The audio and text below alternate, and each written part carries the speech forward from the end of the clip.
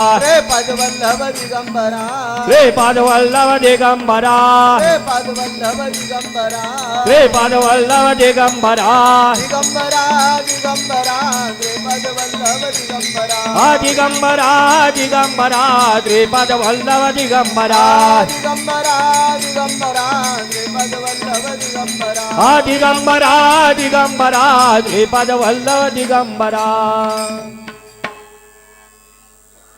आज गुरुवार आहे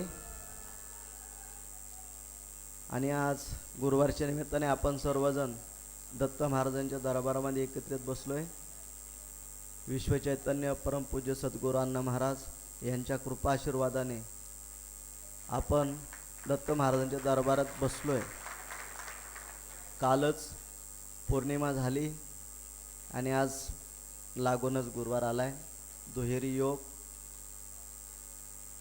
आणि ते योगामध्ये आपण सर्वांनी आल्याचं सार्थक करणं आवश्यक आहे.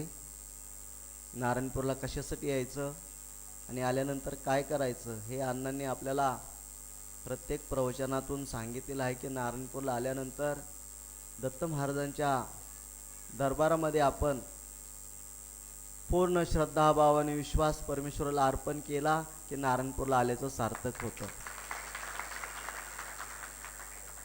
म्हणून त्या दत्त महाराजांच्यावर आपला पूर्ण विश्वास, आपण सर्वस्व यावेळेस त्या परमेश्वराला अर्पण करू.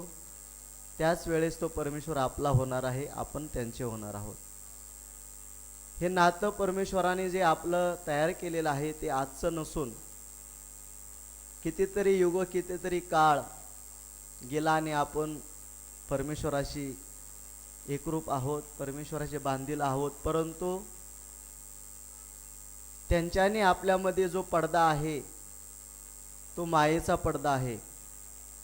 विषय, मायामोह, दंभ, अहंकार, मत्सर या षड्रिपूचा पडदा आपल्यावर आहे आणि तो त्या परमेश्वरानेच टाकलेला आहे. काय? त्या परमेश्वरानेच तो पडदा टाकलेला आहे. कारण की सगळ्याच गोष्टी जर सहज मिळाल्या तर त्याचं महत्त्व राहत नाही. म्हणून ते महत्त्व राहण्यासाठी आणि आपल्याला माणसाच्या जन्माचा हेतूसुद्धा, महत्त्वसुद्धा कळण्यासाठी परमेश्वराची भक्ती करणं ही एक परीक्षा असते. आणि त्या परीक्षेमध्ये आपल्याला सर्वांना उतरायचे आणि उतरल्यानंतर सर्वच पास होतात असंही नाही. कारण की परीक्षा म्हटलं की अभ्यास आला की कष्ट आले की सगळ्या गोष्टी. एक वर्ष अभ्यास करायचा आणि 3 तासामध्ये तो पेपर लिहायचा, अशी अवस्था विद्यार्थ्यांची असते. तीच अवस्था आपल्यासुद्धा आहे. कारण की आपण सुद्धा त्यांच्या दरबारामध्ये विद्यार्थीच आहोत. प्रत्येकजण जो जन्माला आलाय त्याला या सगळ्या गोष्टींना सामोरे जावंच लागणार. कारण की हा जन्मच त्यासाठी आहे की जो जन्माला येतो तो आल्यानंतर त्याने कष्ट केल्याशिवाय त्याला गत्यंतर नाही. आयतं परमेश्वर तुम्हाला देणार नाही. जो कष्ट करेल, मेहनत करेल त्यालाच दत्त महाराज देणार आहे, असं देणार नाही. म्हणून आपण नारायणपूरला येतो, नामस्मरण करतो, त्यांची भक्ती करतो आणि त्या भक्तीच्या माध्यमातूनच आपण ज्ञान संपादन करून घेतो असतो. आणि ज्ञान संपादन केल्यानंतर आपल्याला त्यांच्यापर्यंत जाण्याचा मार्ग मिळतो. मार्ग मिळाल्यानंतर आपण किती ताकदीने त्या मार्गावर चालतोय हे सर्वस्व प्रत्येकाच्या कर्तृत्वावर अवलंबून आहे. जो निष्ठेने भक्ती करेल तो त्या मार्गावर गतिमान राहील. पण जो डळमळीत भक्ती करेल, डळमळीत भक्ती याचा अर्थ की तू जर दिलं तरच मी तुझी सेवा करेल, ही स्वार्थ भक्ती झाली. आपल्याला करायची ती निस्वार्थ भक्ती करायची, जेणेकरून परमेश्वराला एकच सांगायचं, हे दत्त गुरुराया, हे सद्गुरु राया, तुम्ही द्या नाहीतर देऊ नका, पण मी तुमची सेवा केल्याशिवाय सोडणार नाही. हा निश्चय, हा जर च लावला तर तुमचं कल्याण झालंच म्हणून समजा. असा हा महत्त्वाचा भाग आहे. म्हणून परमेश्वराच्या दारामध्ये आल्यानंतर आपण कुठल्याही गोष्टीची अपेक्षा करू नये. निस्वार्थ भावनेने फक्त सेवा करत राहा. परमेश्वर तुम्हाला दिल्याशिवाय राहणार नाही. असा यातला महत्त्वाचा भाग आहे. म्हणून आपण दर गुरुवारी दर पौर्णिमेला येत असतो. त्याचं कारण एकच की आपण आल्यानंतर दत्त महाराज दरबारमध्ये बसलं पाहिजे आणि आपण 8 दिवस जे काही केलेलं आहे, 8 दिवस जे आपण कर्म करतो, चांगलं कर्म असेल वाईट कर्म असेल, त्याचा लेखाजोखा आपण त्या परमेश्वरासमोर मांडला पाहिजे की बाबा 8 दिवसामध्ये मी नारायणपूरहून गेल्यानंतर मी काय केलं, काही नाही केलं, हे सगळं आपल्याला आपल्या कृतीतून त्या परमेश्वराला सांगणं गरजेचं आहे. कारण की आपण इतर ठिकाणी सांगू शकलो नाही तरी दत्त महाराजांच्या समोर, अण्णांच्या समोर आपण आपल्या मनातल्या गोष्टी सांगत असतो. सांगितल्यानंतर आपण चांगल्या काय आणि वाईट काय हे प्रत्येकाला माहिती असतं. म्हणून आपण ज्या वाईट काही चुका आपल्याकडून झालेल्या असतील त्या आपण सोडून देऊन आपण चांगल्या पद्धतीने, कशा पद्धतीने चांगल्या गोष्टी आपल्याला आत्मसात करता येईल यासाठी आपण परमेश्वराकडे प्रार्थना करायची की हे भगवंता, आमच्याकडून ज्या काही चुका झाल्या असतील त्या चुका आमच्या अज्ञानातून झाल्या, चुका आमच्याकडून अज्ञानातून झाल्या, पण तुम्ही जर ज्ञान दिलं तर त्या ज्ञानाच्या माध्यमातून आम्ही त्या चुका परत होऊन देणार नाही आणि चांगल्या मार्गाने आम्ही पुढे चालत राहू. ही एकच गोष्ट आपण ज्यावेळेस त्या परमेश्वराला मागू त्यावेळेस परमेश्वर आपल्या पाठीशी उभा राहिल्याशिवाय कदापि राहणार नाही. असा यातला महत्त्वाचा भाग आहे. म्हणून या सगळ्या गोष्टी समजून घ्यायच्यात, जाणून घ्यायच्यात की आपण नारायणपूरला नेमकं जातो कशासाठी. कारण की दर गुरुवारी जायचंय, आरती करायची, भजन करायचं, ऐकायचंय, महाप्रसाद घ्यायचा, निघून जायचं, पण त्या पलीकडे काय? प्रत्येक गुरुवारी येतोय जातोय, पण त्यामध्ये आपण जर काही बदल केला नाही तर हे सगळं व्यर्थ आहे. म्हणून आपण येतोय जातोय, पण आल्यानंतर जे आपण समजून घेतो, अण्णांनी जे आपल्याला ज्ञान दिले त्या वाटेवर जर आपण चाललो तरच नारायणपूरला आल्याचं सार्थक होत असतं. आणि जर नुसतं ऐकण्यासाठी जर आपण आलो, तेवढ्यापुरतं ऐकलं आणि जर ते सोडून दिलं तर मग काही सुद्धा उपयोग नाही. म्हणून या सगळ्या गोष्टी समजून घ्यायचे, जाणून घ्यायचे की नारायणपूरला आल्यानंतर आपण दत्त महाराजांच्या दरबारामध्ये आल्यानंतर पूर्ण श्रद्धा, विश्वासाने, भाव समर्पित करून दत्त महाराजांची सेवा करायची, दत्त महाराजांचं नामस्मरण करायचं, अखंड नामस्मरण करायचं. त्यावेळेसच आपण ह्या सगळ्या गोष्टी प्राप्त करू शकतो, अन्यथा नाही. म्हणून ह्या सगळ्या गोष्टी समजून घ्या, जाणून घ्या. प्रत्येकाच्या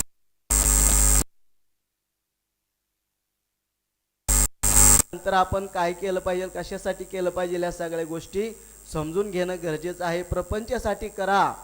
अण्णा नेहमी सांगायची की तुम्ही प्रपंच रंगामध्ये, ढंगामध्ये, मस्तीमध्ये करा, पण प्रपंच करता करता परमार्थ सुद्धा करायला शिका. प्रपंच करता करता परमार्थ सुद्धा करायला शिका. परमार्थाला वय नसतं. लहानपणापासून जर तुम्ही परमार्थ करायला लागला तर शेवटच्या क्षणापर्यंत तो परमार्थ तुमच्या बरोबर राहून तुमच्या जीवनाचा उद्धार करून घेतल्याशिवाय कदापि राहणार नाही. असा यातला महत्त्वाचा भाग आहे. म्हणून काही जण सांगतात की परमार्थ करायचं आमचं वय नाही, म्हातारपणी परमार्थ करून, पण म्हातारपणाची गॅरंटी कोणी दिली? म्हातारपणी परमार्थ करावं. आता हे वय प्रपंचाचं आहे, मस्तीचं आहे, नको त्या गोष्टी करायचं आहे, प्रत्येकजण विचार करत असतो, परंतु पुढच्या क्षणाचं कुणाला काय माहिती आहे. म्हणून ती काळाची भीती आपल्या प्रत्येकाला असणं गरजेचं आहे की काळ कधी कुणाला कधी काही निरोप पाठवेल याची गॅरंटी नाही. म्हणून प्रत्येकाने क्षणाक्षणाला परमेश्वराचं नामस्मरण करणं गरजेचं आहे. कारण की ती भीती प्रत्येकाला असणं गरजेचं आहे की आपण निर्भीड होता कामा नये की क्षण हा परमेश्वराच्या नामस्मरणासाठी घालवलं पाहिजे, अखंड सेवेसाठी घालवलं पाहिजे आणि आपल्या जीवनाचा उद्धार करून घेण्यासाठी क्षण हा परमेश्वराच्या नामामध्ये, परमेश्वराच्या संगतीमध्ये, चांगल्या संगतीमध्ये आपण जर घालवला तर योग्य पद्धतीने परमेश्वर आपल्या पाठीशी उभा राहिल्याशिवाय कदापि राहणार नाही. या सगळ्या गोष्टी समजून घ्या, जाणून घ्या आणि आपल्या जीवनामध्ये उतरवा. म्हणजे दत्त महाराज, अण्णा महाराज तुमचं कल्याण केल्याशिवाय कदापि राहणार नाही. असा यातला महत्त्वाचा भाग आहे. आता भजन करूया.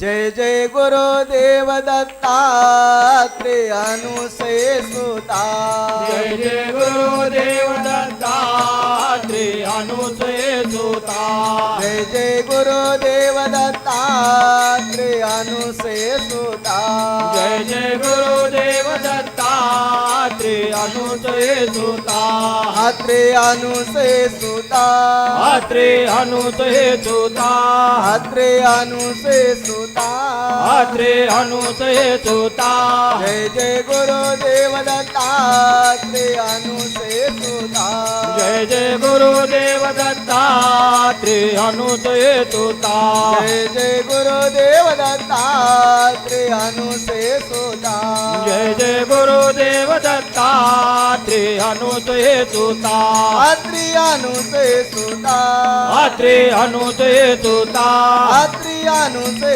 सुता अत्रे अनुसये सुता जय जय गुरुदेव दत्तात्रेय अनुसे सुता जय जय गुरुदेव दत्तात्रेय अनुसये सुता जय जय गुरुदेव दत्तात्रेय अनुसे सुता जय जय गुरुदेव दत्तात्रेय अनुसये सुता अत्रि अनुसे सुता अत्रे अनुसये सुता अत्रि अनुसे सुता अत्रे अनुसये सुता जय जय गुरुदेव दत्तात्रेय अनुसे सुता जय जय गुरुदेव दत्तात्रेय अनुसये सुता जय जय गुरुदेव दत्तात्रेय अनुसे सुता जय जय गुरुदेव दत्तात्रेय अनुसये सुता अत्रि अनुसे सुता अत्रे अनुसये सुता अत्रि अनुसे सुता अत्रे अनुसये सुता जय जय गुरुदेव दत्तात्रेय अनुसे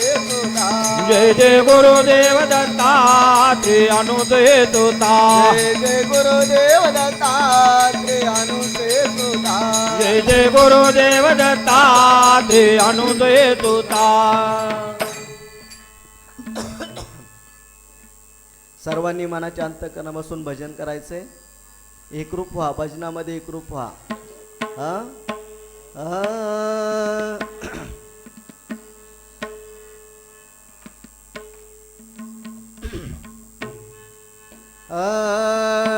गोपाला गोपाला देवकी नंदन गोपाला गोपाला गोपाला देवकी नंदन गोपाला गोपाला गोपाला देवकी नंदन गोपाला गोपाला गोपाला देवकी नंदन गोपाला देवकी नंदन गोपाला देवकी नंदन गोपाला देवकी नंदन गोपाला देवकी नंदन गोपाला गोपाला गोपाला देवकी नंदन गोपाला गोपाला गोपाला देवकी नंदन गोपाला गोपाला गोपाला देवकी नंदन गोपाला गोपाला गोपाला देवकी नंदन गोपाला देवकी नंदन गोपाला देवकी नंदन गोपाला देवकी नंदन गोपाला देवकी नंदन गोपाला गोपाला गोपाला देवकी नंदन गोपाला गोपाला गोपाला देवकी नंदन गोपाला गोपाला गोपाला देवकी नंदन गोपाला गोपाला गोपाला देवकी नंदन गोपाला देवकी नंदन गोपाला देवकी नंदन गोपाला देवकी नंदन गोपाला देवकी नंदन गोपाला गोपाला गोपाला देवकी नंदन गोपाला गोपाला गोपाला देवकी नंदन गोपाला गोपाला गोपाला देवकी नंदन गोपाला गोपाला गोपाला देवकी नंदन गोपाला देवकी नंदन गोपाला देवकी नंदन गोपाला देवकी नंदन गोपाला देवकी नंदन गोपाला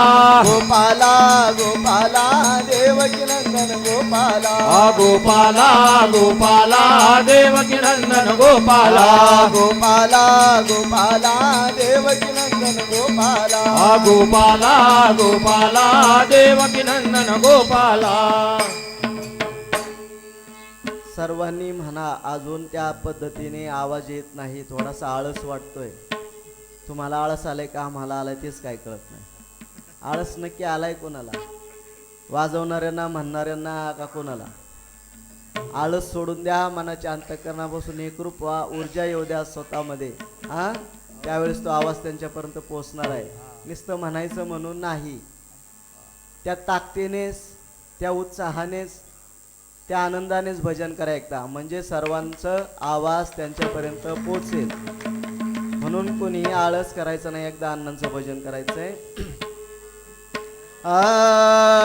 नारायण नारायण श्री गुरु नारायण नारायण नारायण नारायण नारायण श्री गुरु नारायण नारायण नारायण नारायण नारायण श्री गुरु नारायण नारायण नारायण नारायण नारायण श्री गुरु नारायण नारायण नारायण श्री गुरु नारायण नारायण नारायण श्री गुरु नारायण नारायण नारायण श्री गुरु नारायण नारायण नारायण श्री गुरु नारायण नारायण नारायण अण्णा नारायण नारायण नारायण अण्णा नारायण नारायण नारायण नारायण नारायण श्री गुरु नारायण नारायण नारायण नारायण नारायण श्री गुरु नारायण नारायण नारायण नारायण श्री गुरु नारायण नारायण नारायण नारायण नारायण श्री गुरु नारायण नारायण नारायण श्री गुरु नारायण नारायण नारायण श्री गुरु नारायण नारायण नारायण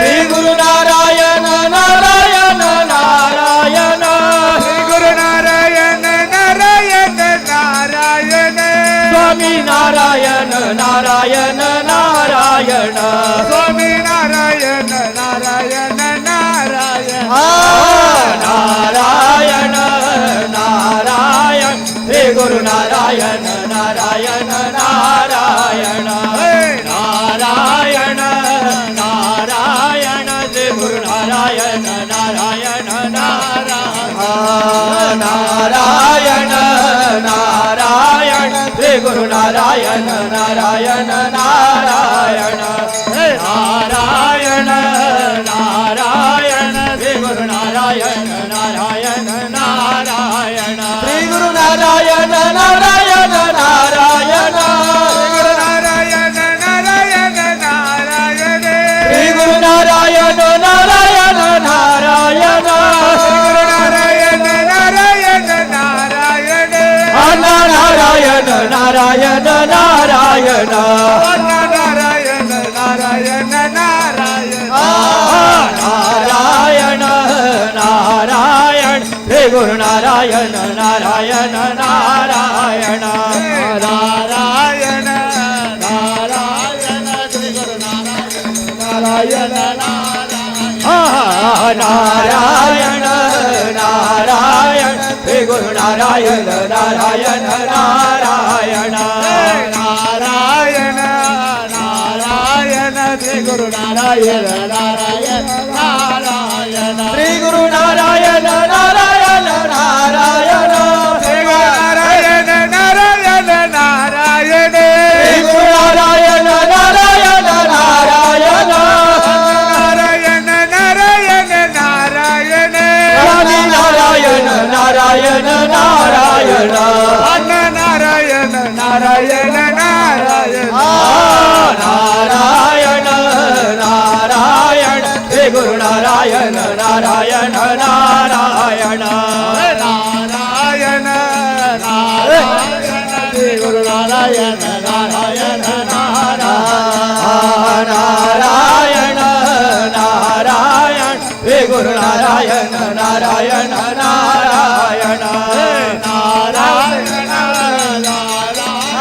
श्री गुरु नारायण नारायण नारायण श्री गुरु नारायण नारायण नारायण नारायण नारायण नारायण श्री गुरु नारायण नारायण नारायण श्री गुरु नारायण नारायण नारायण स्वामी नारायण नारायण नारायण स्वामी नारायण नारायण नारायण नारायण नारायण श्री गुरु नारायण नारायण नारायण नारायण नारायण श्री गुरु नारायण नारायण नारायण नारायण श्री गुरु नारायण नारायण नारायण नारायण नारायण श्री गुरु नारायण नारायण नारायण श्री गुरु नारायण नारायण नारायण श्री गुरु नारायण नारायण नारायण विश्व चैतन्य सद्गुरु नारायण महाराज की जय। विश्व चैतन्य सद्गुरु नारायण महाराज की जय। श्री टेंबे स्वामी महाराज की जय। कंटाळा आला का मग काय ही ऊर्जा तयार झाली पाहिजे. जोपर्यंत आपल्याला कष्ट होत नाहीत तोपर्यंत आपण त्यांच्याशी एकरूप होत नाही. आपल्याला त्रास झाला पाहिजे. आपल्याला असं वाटलं पाहिजे की आता चला नको ज्या वेळेस आपण म्हणतो त्यावेळेस दत्त महाराज आपल्याला देतात. पण तोपर्यंत आपण दम धरणं गरजेचं आहे. तोपर्यंत आपण थांबणं गरजेचं आहे. ज्या वेळेस तुम्ही दम धरायला शिकाल, थांबायला शिकाल, त्यावेळेस दत्त महाराज तुम्हाला भरभरून दिल्याशिवाय राहणार नाही. या गोष्टी समजून घ्यायच्यात. प्रत्येकाच्या जीवनामध्ये शांतता, स्थैर्य हे ठेवणं गरजेचं आहे. रागावर नियंत्रण ठेवणं गरजेचं आहे.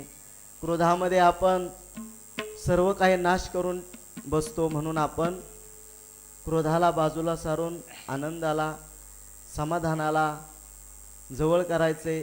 ते जवळ करण्यासाठी नामस्मरण हे एकच साधन आहे.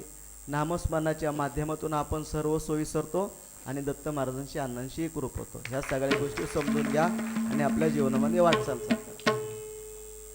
या नाना या.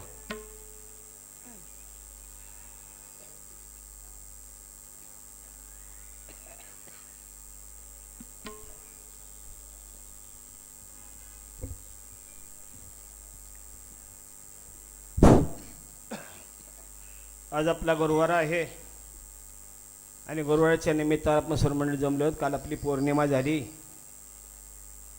आपल्या सर्वांचं दैवत, आपल्या सर्वांचं हिंदू धर्माचं पुरस्कार करते सर्व अण्णा महाराजांना वंदन करून आपल्या पुढल्या कार्यक्रमाला सुरुवात करूया. आजचा गुरुवार आहे. या गुरुवारचा अन्नदान आहे ते गुप्त अन्नदान आहे.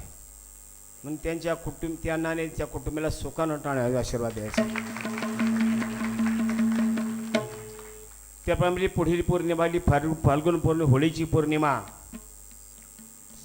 वार आहे गुरुवार आणि तारीख आहे 13/3/2025 ही आपली पौर्णिमा आहे.